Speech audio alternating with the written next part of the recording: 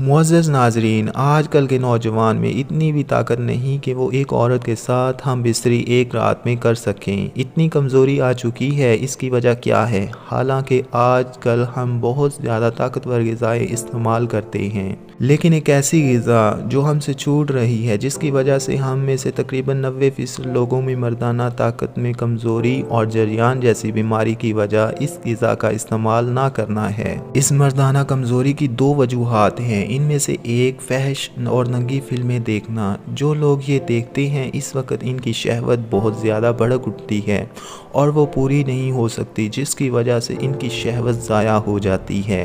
اور نمبر 2 پر ہے اس غذا کی کمی۔ حالانکہ جو غذائیں ہم کھاتے ہیں وہ بھی بہت زیادہ طاقتور ہیں، جیسے کہ فاسٹ فوڈ جو ہم استعمال کرتے ہیں، اس سے مردانہ طاقت بڑھتی نہیں بلکہ کم ہوتی ہے۔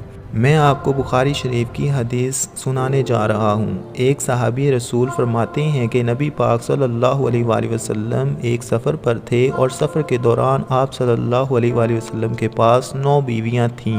تو ایک رات میں آپ صلی اللہ علیہ وآلہ وسلم 9 بیویوں کے پاس گئے۔ آپ نے بارہا کتابوں میں بھی پڑھا ہوگا کہ اس وقت بھوک اور غربت اتنی زیادہ ہوتی تھی کہ کئی دن نبی پاک صلی اللہ علیہ وآلہ وسلم اور صحابہ اکرام فاقہ اور بھوک سے گزارتے تھے، لیکن ان سب کے باوجود نبی پاک صلی اللہ علیہ وآلہ وسلم اور صحابہ اکرام رضی اللہ تعالیٰ عنہ ایک رات میں کئی بار ہم بستری کیا کرتے تھے۔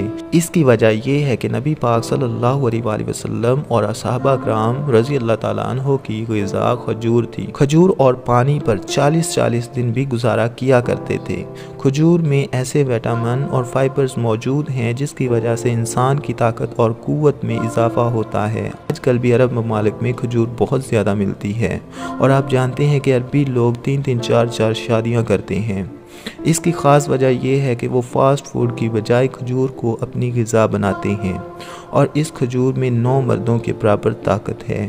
کھجور کو اگر دسترخوان کا حصہ بنایا جائے تو اس سے صحت میں بھی بہتری آئے گی اور سنت پر بھی عمل ہوگا اور مردانہ طاقت میں بھی اضافہ ہوگا۔ اللہ تبارک و تعالی ہمیں عمل کی توفیق دے، آمین۔